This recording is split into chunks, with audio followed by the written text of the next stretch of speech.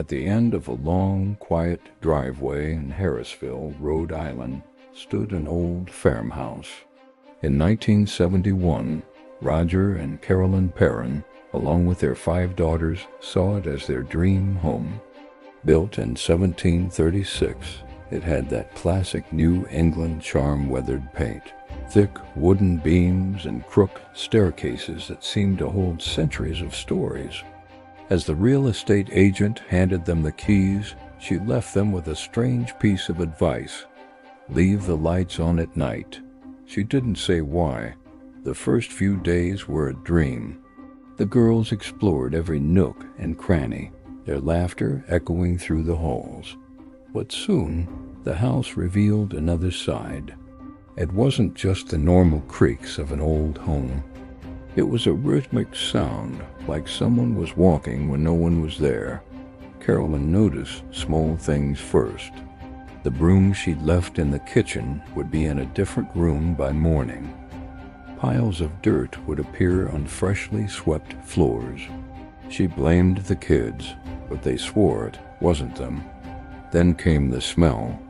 A foul odor of rotting flesh would drift through the air without warning, strong enough to make you gag, and then vanish just as quickly.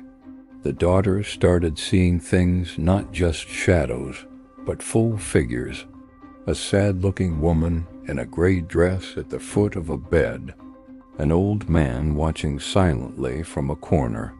Some of the spirits felt lonely, almost lost. But one felt different. Heavy, angry. Carolyn's nights became a ritual of terror. She would wake up every single night at exactly 3:07 a.m. Her eyes would fly open, as if someone had shouted her name. And in the oppressive darkness, she could feel she was being watched. Driven by a need to understand, Carolyn dug into the property's history.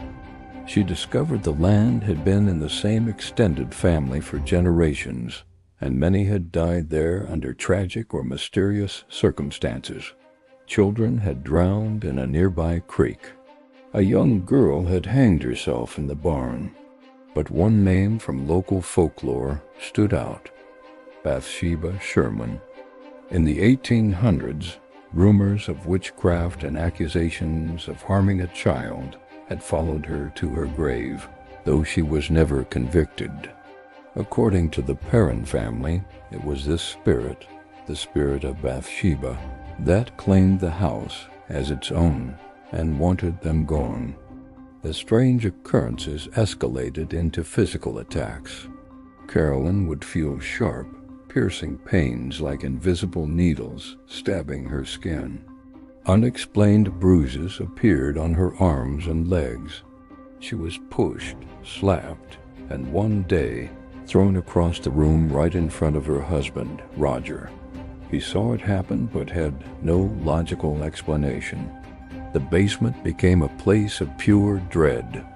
The air was thick and heavy, and the children refused to go down there alone, driven by a primal instinct that something ancient and malevolent waited below. Desperate, the family called in paranormal investigators Ed and Lorraine Warren. After walking through the house, Lorraine claimed she sensed multiple spirits, but one was overwhelmingly dominant, a territorial and malevolent presence. The Warrens decided to hold a séance. As the family gathered around, holding hands in the candlelight, the atmosphere grew tense. At first, nothing happened. Then Carolyn began to tremble. Her voice dropped into a guttural, unfamiliar tone, and according to those present, her body contorted violently as the chair she sat in lifted off the floor. Fearing for his wife's safety, Roger panicked. He ended the séance and demanded the Warrens leave immediately. But forcing them out didn't solve the problem. Whatever had been stirred up that night only grew stronger. And yet, the Perron family stayed in that house for nearly a decade. They were terrified, but they were also financially trapped. They couldn't afford to move. so they learned to coexist with the dead. They learned which rooms to avoid, how to ignore footsteps in empty hallways, and they always slept with the lights on.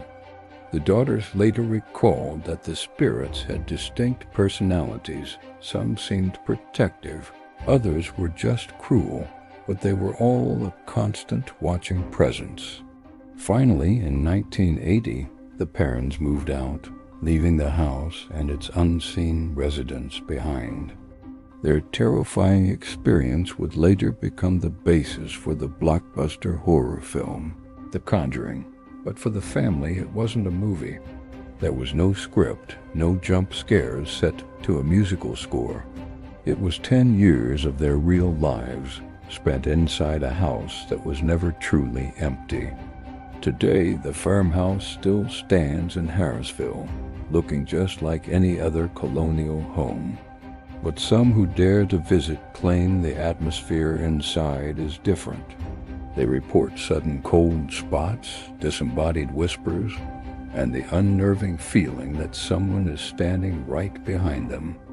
Whether the events were supernatural, psychological, or a mix of both, one thing is certain: the Perron family believed they were not alone. And sometimes belief is the most powerful presence of all. If you enjoy stories like this, make sure to like and subscribe. We release new content every day. Thanks for watching.